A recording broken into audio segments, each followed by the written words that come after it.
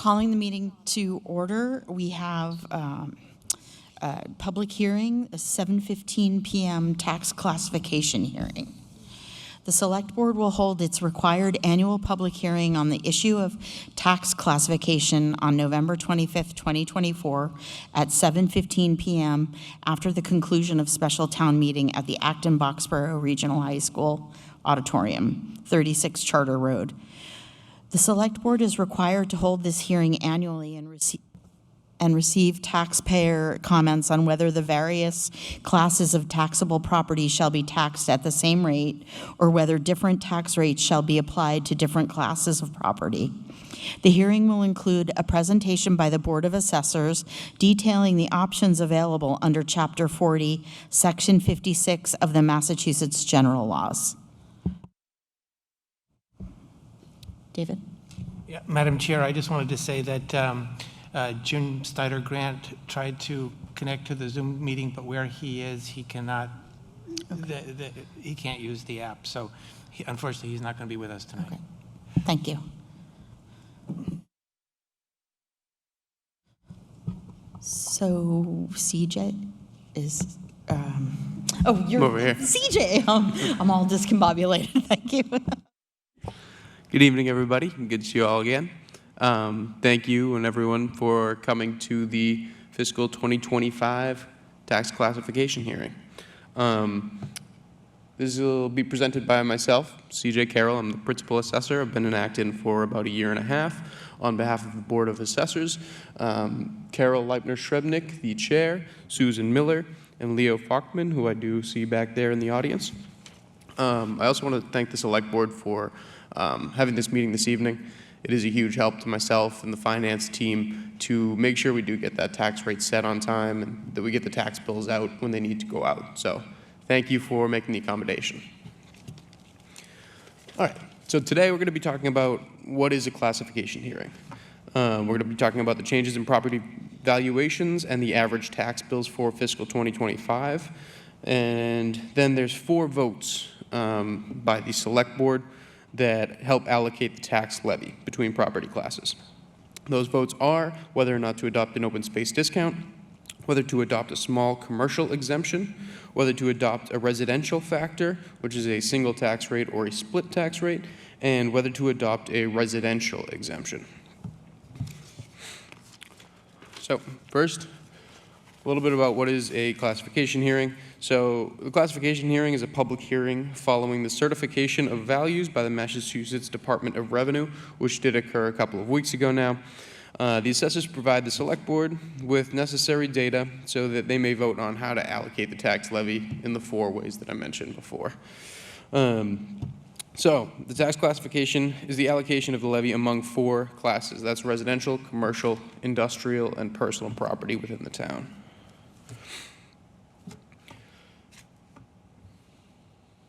So, the annual property assessment process. Mass General Law requires the assessors value properties annually as of January 1st each year. And to do that, we review the sales, all the sales that occurred within the calendar year prior. So 2023 sales went into the analysis to set this year's values. We are required to assess at 100% full and fair cash value. Every year at the end of that, values are certified annually by the Mass Department of Revenue as part of the tax rate recapitulation process. So let's look a little bit at the numbers for valuations. So in the second to last column, you can see the change in valuations for some major property types throughout the town. Single family residential did increase less than what we've seen in recent years. It has been trending down for a couple of years now, but it went from about 8% last year to just over 3.5% this year, which is relatively low when you consider recent years. Condos did have an opposite trend. So you saw just under 8% increase last year with just under 11% increase in valuation this year. Commercial values did go up 10%. That's not too far, just under 10%. That's pretty close to what occurred last year. And then industrial values did increase only 4% when they had increased about 9% previously. So personal property values, you're going to see a pretty significant change in valuation there, and that is because of the personal property minimum that you voted on earlier this year. So what effectively happened there was at any personal property account valued under $2,500 is now exempt, and essentially that was because it was found that it was in no one's best interest, the town or the taxpayers, to be issuing those low bills. It was really just a cost. So that's the reason for that significant change in percent valuation, is because you're only seeing the higher value personal property accounts. And I do have, just in case you're interested, taxable personal property accounts went from 598 last year to only 425 this year. So it did save 173 small businesses the headache of typically, a several dollar personal property tax bill every quarter.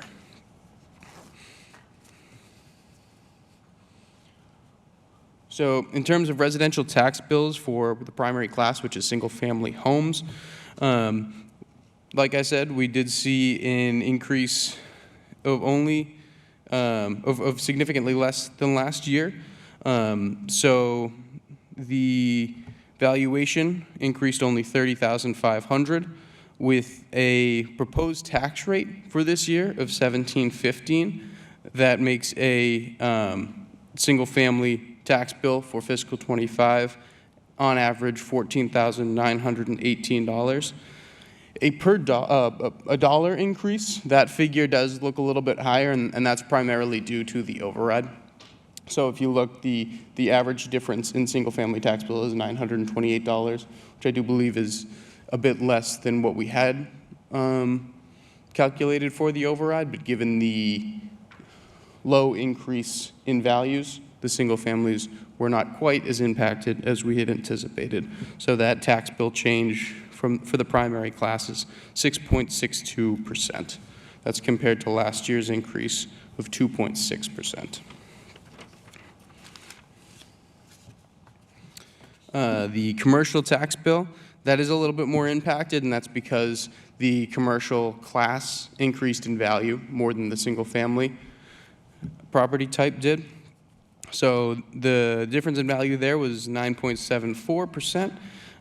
That was a difference in value of about $118,000. With that prospective tax rate, I think I mentioned before that is a proposed tax rate. It is pending DOR approval, but $17.15. You're going to see an average tax bill difference of about $2,600, which is a just under 13% increase for the commercial property class.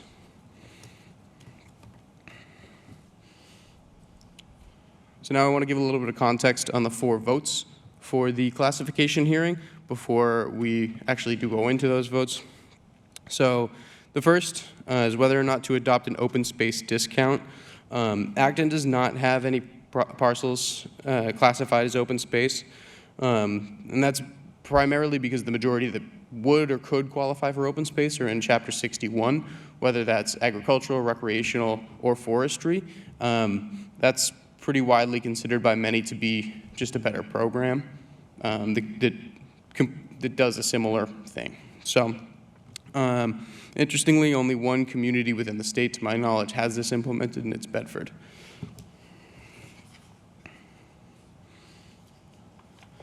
Vote 2 is whether or not to adopt a small commercial exemption. So what this does is it reduces the taxable value of eligible businesses by up to 10%. These eligible businesses, it is a list determined by the Department of Workforce Development, and the businesses can be no more than $1 million in value and have no more than 10 employees on average throughout the year of qualification.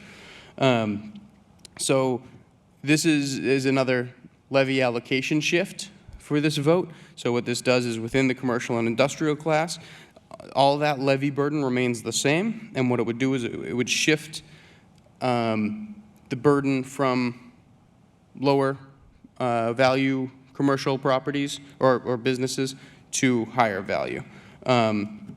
There are, a few discrepancies here where the given property owner, regardless of if they are a lessor or a business in question, is who qualifies. So that is worth noting that any smaller businesses that would be looking to qualify, if they lease, they would not, or it would be the owner of the property that would qualify and that would receive the benefit.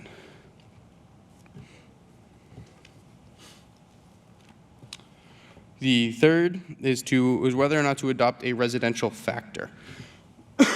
This is also called a CIP shift, commercial, industrial, personal property shift. So this creates a split tax rate. Acton, for at least a couple of decades now, has maintained a single tax rate, and that has been the case for the majority of years for the town. What can occur is that the Acton could shift up to 50% of additional taxes to that CIP class. By law, the residential factor could also go down to 0.65. However, because of the significant residential percent within Acton, it could never go that low, because far before we reach a residential factor of 0.65, we would have hit a commercial factor of 1.5. As I mentioned, primarily residential in Acton, almost exactly a 90-10 split of residential versus all other classes.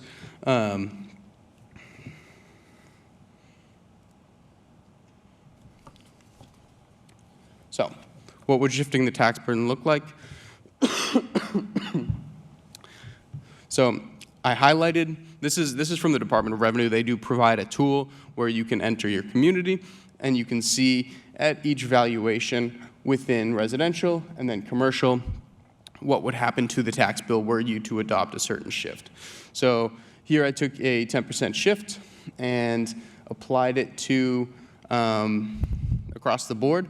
I did highlight $550,000 because that is approximately the average condominium value, $850,000 because that is approximately the average single-family home value, and then about $1.35 million because that is the average commercial value.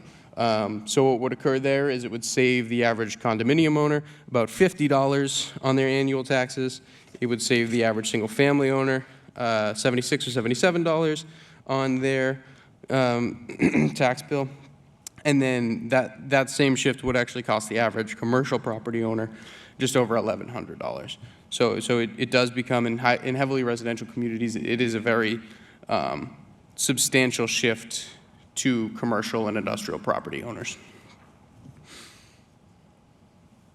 The final vote is whether or not to adopt a residential exemption. So this is something that I went into a little bit last week with you all, just in terms of explaining how it works. But what it does is it reduces the taxable value of the principal residence by a certain percent of the average residential value within the town. So if you take, say, the break-even amount, which is essentially within the owner-occupied properties of single families, condos, and smaller multifamilies, the amount under which the tax bill decreases and over which it increases, take a certain percent of that value, and that amount is exempted from every eligible property, which then does within the residential class shift the tax rate up and result in lower property values having substantially lower values proportionally, and then that higher tax rate still does result in a lower tax bill, but then that amount that was exempted from higher value properties, it's proportionally not as much, and that higher tax bill does increase those property values. Any questions initially before we go on to vote? Thank you, CJ. David? Yes, thank you. In the slides that were in the middle where you were looking at the tax bills, the rate of increase this year was more than last year, which surprised me with the override last year. So I'm a little confused by that. The override applied this year. Oh, I understand. Yes, so we're setting the tax rate for this year. Yep, correct. Got it. Sorry, thank you. Alyssa? Thank you. I have a question about the commercial residential split.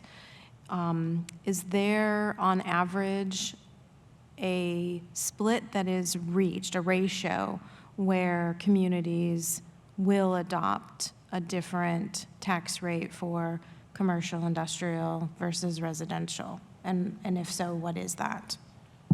Do you mean a rule of thumb in terms of what percent residential and what percent other classes?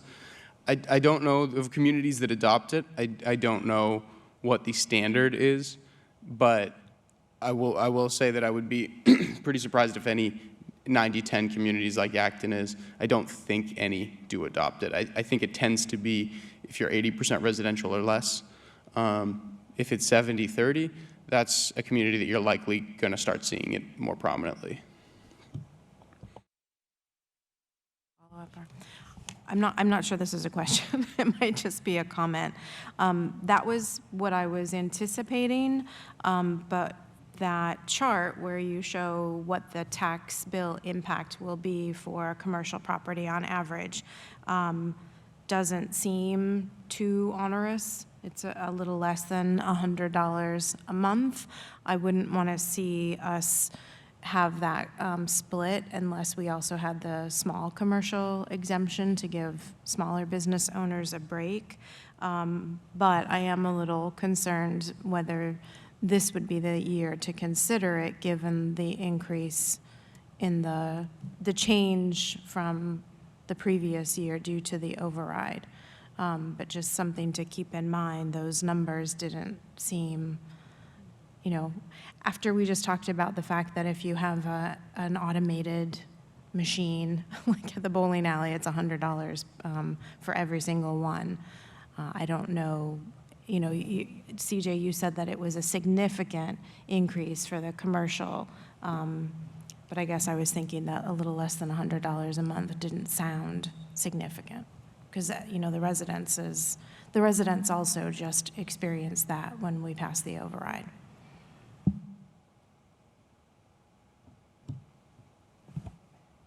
I'd love to hear your thoughts on that. Sure. So just given the numbers, I think it would be a significant burden on the commercial and industrial, as well as personal property, who don't have a benefit like the excuse me, the small commercial exemption. It would be in any communities that do adopt it with such a small,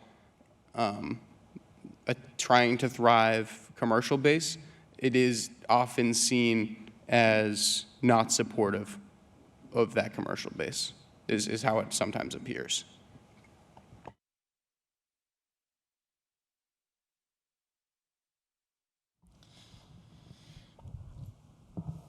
I feel like, too, we have to get the word out for programs of commercial and, you know, residential tax exemption opportunities, you know. 'Cause, yeah, Alyssa. So I guess I was also thinking that last year's discussion among the board was that it doesn't really make a huge difference for residents. It doesn't decrease their tax bill by a lot.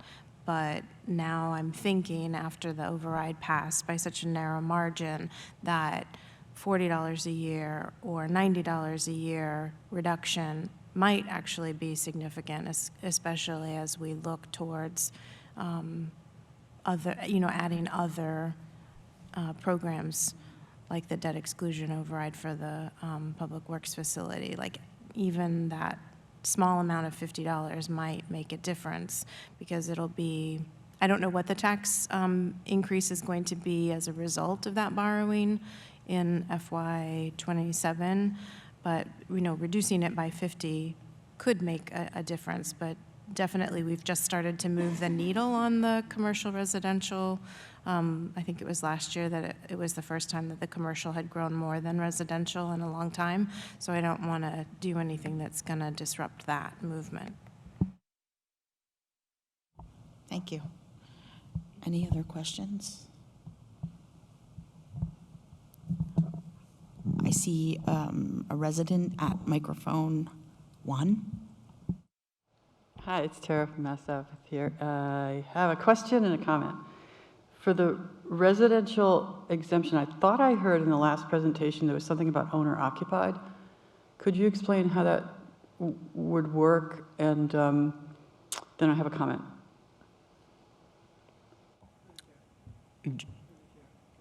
Through the chair.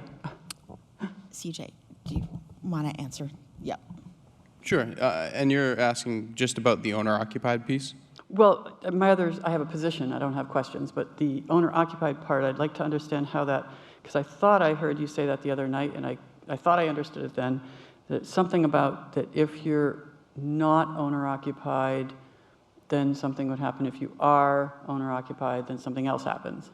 Sure, so for the residential exemption, in order for your property to qualify and receive the assessed value exemption that could be voted by the board, then you do need to own or occupy the property. And that's because the residential exemption is typically, traditionally, taken on by communities who either have a lot of vacation homes, a lot of people who do not live in that property that they own within the town, and then also cities who may have a lot of large-scale property owners, landlords.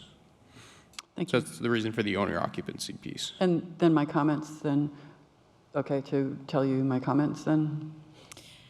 Can you repeat that, Tara? I'm having a hard time hearing. Can I now say my comments? Yes. Yes. So I am in favor of a residential exemption for owner-occupied. I think it encourages owners to live in the units. I think that at this point, I would say that there's at least 2,000 units where the owners do not live in them. So I'm in favor of that. I'm also in favor of a small commercial exemption. I think it's important at this time, especially, to push more of the taxation to large international businesses. It's my understanding, I thought I looked into the way that you structure such a thing, and there's limitations on how, so you're not, to be in keeping with the law. But I think that you could say the number of square feet, over a certain number of square feet, over a certain number of sales, whatever it is, pushing it to these international companies who have no vested interest in Acton except for to suck money out. Thank you. I'm okay with the same rate for business and residential. I just hope that you move forward on a small commercial exemption, if not this year, because if I understand correctly, it would be a lot of running around to try and do it before the tax bills go out. But I hope that you consider it in the future. Thank you. Thank you. Do we have any online callers? No, thank you. Alyssa. Can someone remind me, did we vote to approve a small commercial exemption last year? I know we voted no on the other 3. I don't think we did. No, okay. Acton has never adopted a small commercial exemption.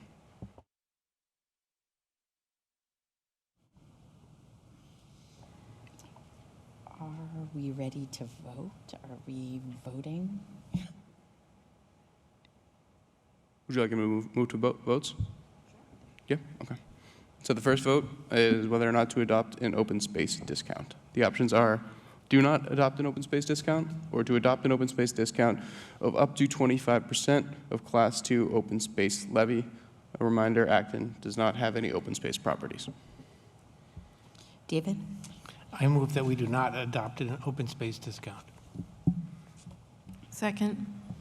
Sorry, I'm hogging the mic. Do you want to have a discussion, or you're all in favor? Aye.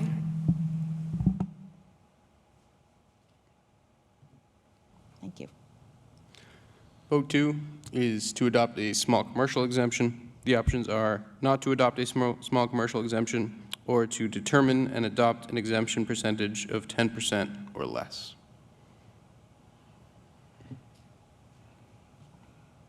David? I move that we do not adopt a small commercial exemption. Second. Any discussion? Or Alyssa? I'd like to hear from board members. Why not?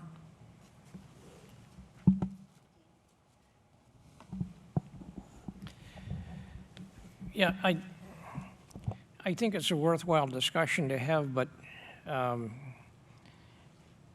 considering the short time frame we're dealing with, I would suggest that someone might offer this as a short-term goal next year during the goal-setting process, and then we'll have a lot more time to kind of absorb this and see what the impacts are. David? So I think this requires a bit more study before we do it. I don't understand the exact type of businesses that would be allowed by the state under workforce development. Does that mean employers? I mean, businesses that have a lot of employees. I would not want to favor them as opposed to other small businesses, for example. And so I just, and I have to say, one other thing for all of these, I think for me, it's kind of important to say that we're all in this together, and to express any kind of preference for one group over another is just, we have to be, in my mind, be able to justify that very strongly, right? Because, I don't want, I think it would be bad for us to be perceived as favoring one group over another. And I think especially in our situation where we do have a lot of small businesses and we do have a very small percentage of businesses overall, that the fairest thing to do is to tax everyone at the same rate. That's just me. I'm in agreement with David and Dean. Maybe we can explore a little further. And I'd like to even engage the EDC, the Economic Development Committee, and see what their thoughts are as well.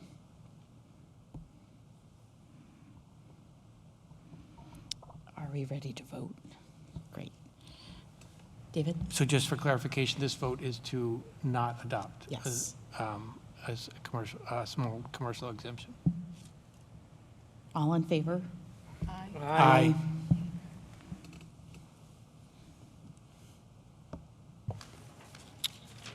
The third vote is whether or not to adopt a residential factor. The options are to adopt a residential factor of 1. This is no shift, and all property is taxed at the same tax rate. The second option is to determine and adopt a residential factor of less than 1. The shift increases the CIP, or commercial industrial personal property percentage, of the tax levy. I move to adopt a residential factor of 1. Second. Any discussion? All in favor? Aye. The fourth vote is to adopt a residential exemption. The options are to not implement a residential exemption, or to determine and adopt a residential exemption that reflects a specific percentage of the average residential value. David? I move that we do not adopt a residential exemption. Second. All in favor? Aye. Aye. Thank you all for your time. Thank you very much.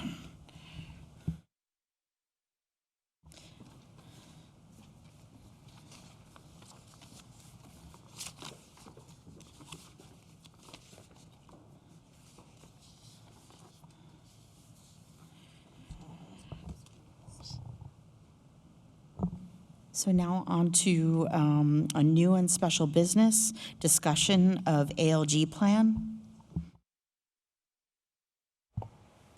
Good evening. Nice to see you all in this new venue. Thank you for those of you that stuck around for the select board meeting. So the actions of special town meeting earlier tonight were supplemented the FY25 budget, which is in the budget that we're in right now. So that would cause us to update the ALG model, and it'll look different from what was just published for the ALG meeting, which is going to occur Wednesday morning at 7:30 a.m. So we wanted to take a moment to get any feedback from the board on concepts that you want us to bring forward at the ALG meeting in 3 key areas. One is excess levy capacity. As you know, right now we have 1.2 million in the plan, but there is a surplus shown in the model at this point because of the changes in the school assessments. So it's a significant change from the last meeting. The other thing that I wanted the board to weigh in on is free cash use. Right now it's at 1.25 million or so, and which matches the capital plan. On November 18th, I did present to the board preliminary level service estimates. Those weren't recommendations for what I think we should fund next year. Those represented just the needs that were identified by the departments. And over the next months, or I guess weeks, we'll be preparing what our recommendation is. But a lot of times the recommendation is shaped by what the board wants us to land on in terms of an increase. So any input on that would be helpful as well. So those were the main items for discussion. I'm happy to answer any questions. David? Thank you, John. On those 2 topics, I think that we should attempt to keep the surplus in place, thus increasing the amount of untaxed levy. So the surplus is a little over 200K in the current model. I'd like to see us keep that amount of about 200K. I think it, which would increase the untaxed levy from 1.2 million to 1.4 million, roughly, for use in future years. From the beginning of this year, I mean, it turned out that with the changes in, nothing is cast in concrete yet, but with the proposed changes to the, or proposed predictions, if you will, of the school assessments, there's a little bit of extra there, and so I think it shows good faith on our part not to spend it, especially in a year that we're likely going to be asking town meeting for a DPW building, and I think that the out years are still going to be more difficult than this year. So that, I don't think, from my point of view, I'm not concerned with it down to the dollar, but I'd like to see somewhere in the neighborhood of $200,000 or a little bit more added to untaxed levy. And the second thing I would say is free cash turned out to be unexpectedly robust this year.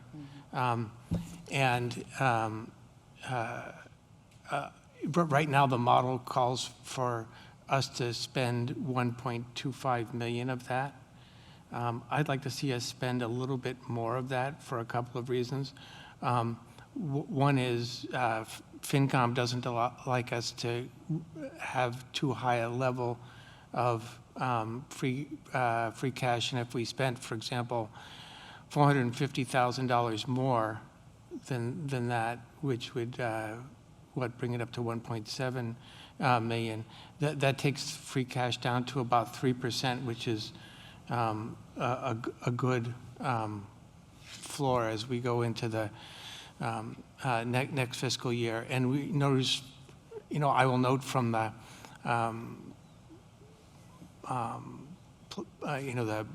the budget presentation that the manager made at our last meeting, that there are many of these medium-sized capital projects that we usually fund out of free cash. I think it's going to be even at 1.7 million, we're going to have to pick and choose quite a bit. And so I think it would be good to spend that $450,000 or so dollars more. I will say that that money is not appropriate because it's one-time money to spend on operating. So, you know, I would not want to use that to increase the budget or to increase even further the amount of untaxed levy. But I think it's very appropriate, you know, especially given the need to spend it on one or more of the capital projects that are in the town manager's list. Obviously, we have to prioritize those projects in upcoming meetings. But anyway, thank you.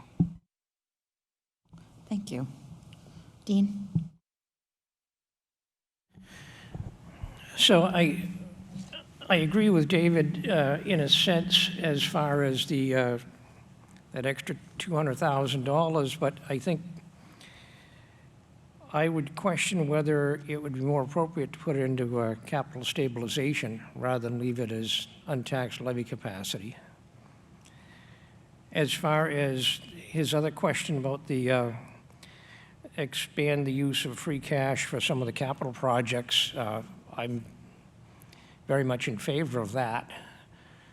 I would suggest that you know, you've brought forward a number of good-sized proposals to CPC this year, both on the River Street project and the 17 Woodbury Lane project.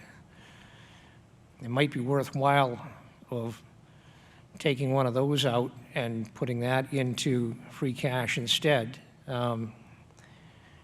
because I don't think you're going to have much luck getting that level of payment out of CPC because there just isn't that much money there. So you might, and you won't really know that answer from CPC until March, and it'll probably be too late to do this calculation. So I would suggest you might want to, you know, pick one of the projects that probably doesn't have a lot of legs under it as far as CPC goes, and plan on paying for that out of the free cash, and perhaps some other projects. There's been a lot of discussion about stormwater projects. I don't think that we're up to the recommendation of $1 million a year in stormwater projects, so I think there's a good place to put some. Sidewalks are always a hot topic. I wouldn't tackle any huge projects with it, but I think, you know, there's a number of those free cash projects that I think would benefit from this. I also agree with David not to take a lot of this money and put it into the operating budget for years on. You know, we yelled very loudly when our partners over in the schools did the same sort of thing, and, you know, I think where it's free cash, where it's one-time money, we should be careful and get one-time projects done with it.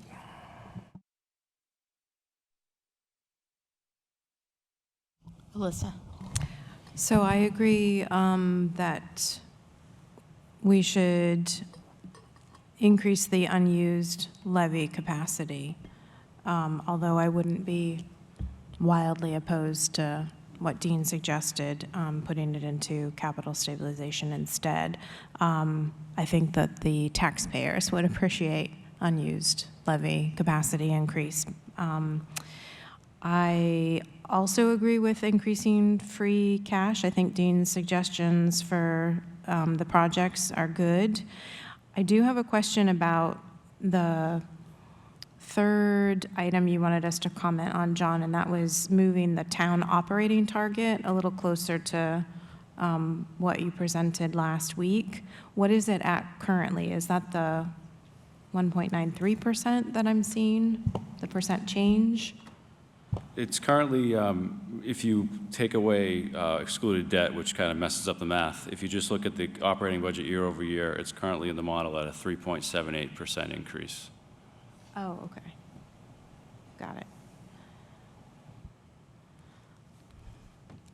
I guess I would be in favor of, I think at our board meeting last week, we said we should keep it where it is and see what happens. I'm still not ready to move from that position, even with this additional information and changes to the model.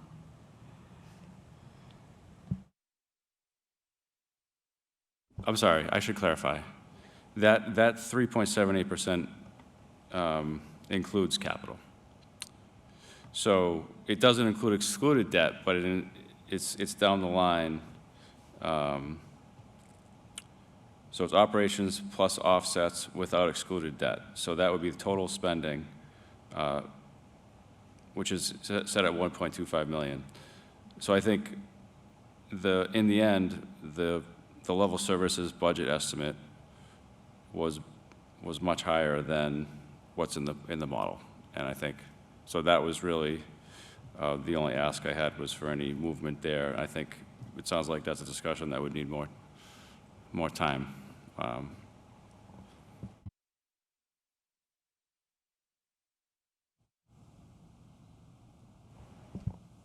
David?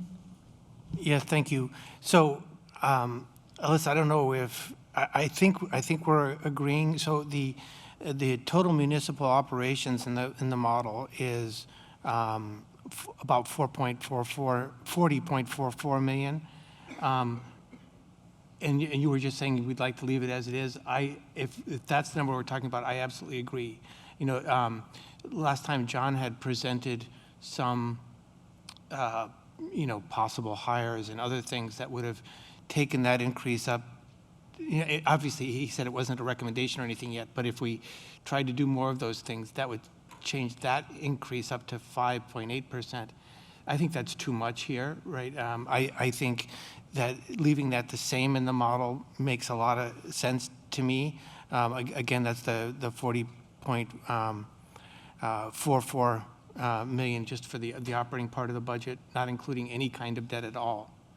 Now, if we do decide to increase the use of free cash for capital projects, that 3.78 will go up. So if we don't allow that to go up, then adding free cash projects would cause us to need to cut operations. So what I would advocate for is to leave operations the same and use some of our robust free cash position to tackle some of those capital projects. I will say, I mean, I'm not really opposed to a capital stabilization fund, but I will say a couple things. One is the capital stabilization fund that we have is kind of dead money. It is really difficult to put money in, and it's really difficult to take money out, because anytime you do anything with it, it requires a 2/3 vote of town meeting. And it's just really difficult in my mind. I mean, I'd like to see some of that, or maybe all of that, our existing capitalization fund used to help take down the DPW number when we get there. But that's a bit of another story. I think that, and if we did that, we'd be taxing the taxpayer to the max to fund the capital stabilization fund. I think it's important in this year, especially since we had the override last year, and since we're going to be asking taxpayers to approve a DPW building this year, that we not tax that last $200,000, right? I think we could, but it kind of shows a little bit of bad faith on our part. I mean, we have a lot of things to do. I mean, we could spend that money on good things, but I think it shows some good faith not to tax that money. And so, and I have to say that FinCom's position is, they've used the quote that's the best kind of reserve, which is the untaxed levy, because the reserve is in the taxpayer's pocket. It allows us, if we get into a crisis in future years, to use some of that untaxed levy if we need to. But I think since we don't need to, we shouldn't this year.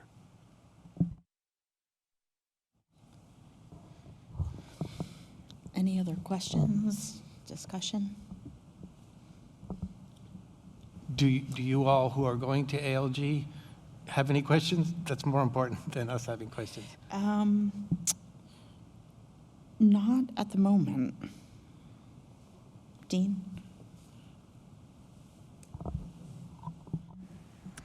Yeah, I think I was sort of on the fence about that 200,000, where it should go, and hearing this discussion, I think I'd probably favor that we just leave it as untaxed capacity.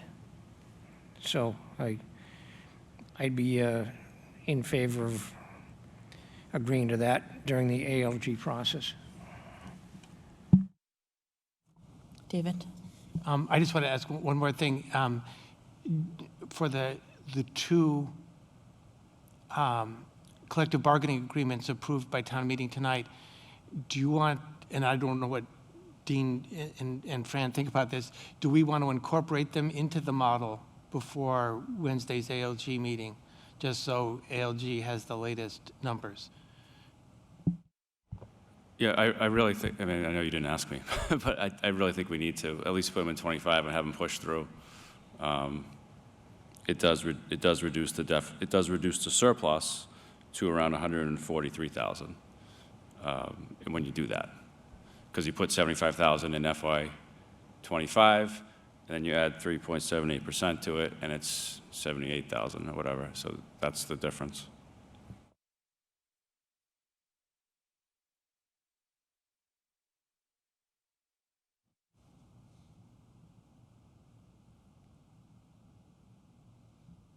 David? So I'm in favor of having the model updated with the latest numbers. Where that falls with the, and I think this is a good point for us to discuss here. Do we prefer to leave,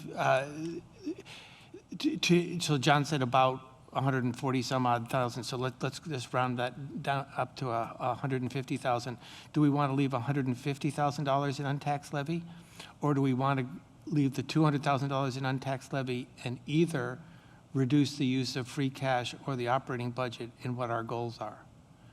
So it means we'd have to come up with $50,000 or so less.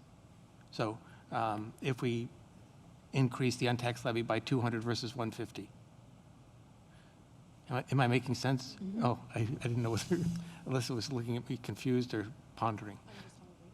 Oh. John? I do think this is a pretty complex discussion I think we should continue having, and particularly with Jim not being here, he was trying to remote in, but it wasn't able to work out from a technical standpoint.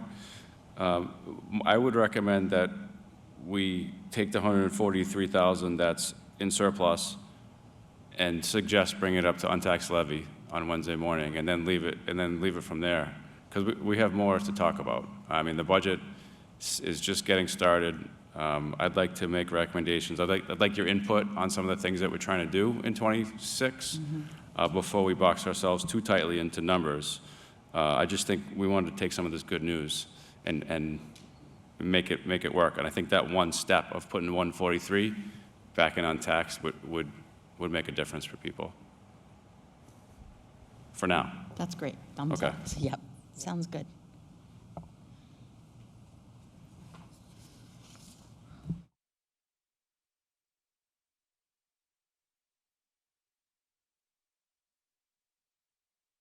There's just a few consent items. I'm happy to answer any questions if there are any.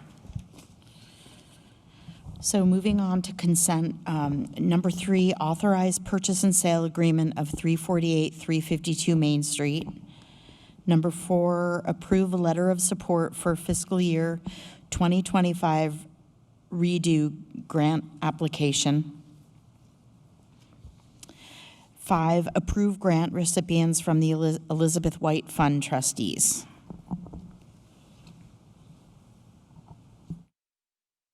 David? Move to approve consent items 3, 4, and 5. Second? All in favor? Aye.